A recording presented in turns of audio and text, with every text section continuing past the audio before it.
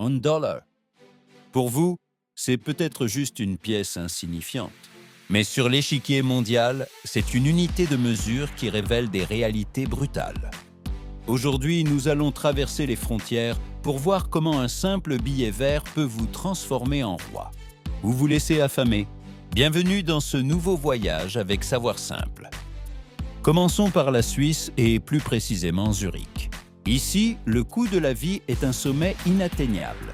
Saviez-vous qu'avec $1, vous ne pouvez même pas acheter une bouteille d'eau dans un distributeur? En réalité, votre dollar ne vous servira qu'à payer l'accès à des toilettes publiques ou à acheter 2 malheureux chewing-gums. En Suisse, le dollar n'est pas une monnaie, c'est juste de la petite monnaie sans aucun pouvoir. Traversons les Alpes vers la France. Ici, le dollar a une valeur presque sacrée. Il équivaut à une baguette de tradition.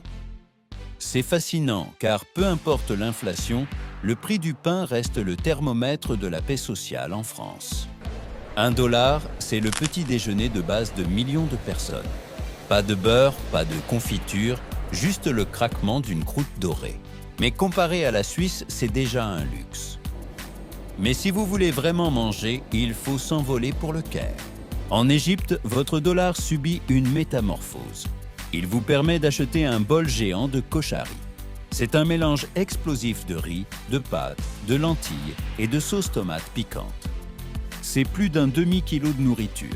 En Égypte, avec $1, vous n'achetez pas un snack, vous achetez de l'énergie pour toute une journée de travail. C'est l'un des meilleurs rapports calories-prix au monde. Pour finir, plongeons dans l'irréel.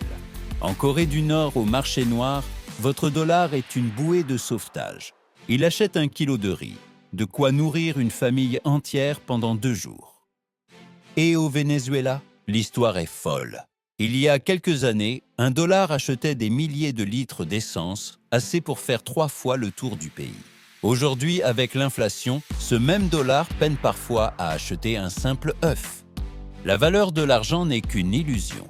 Elle dépend de l'histoire et de la stabilité de chaque nation. Et vous, si vous n'aviez qu'un dernier dollar en poche, dans quel pays iriez-vous le dépenser?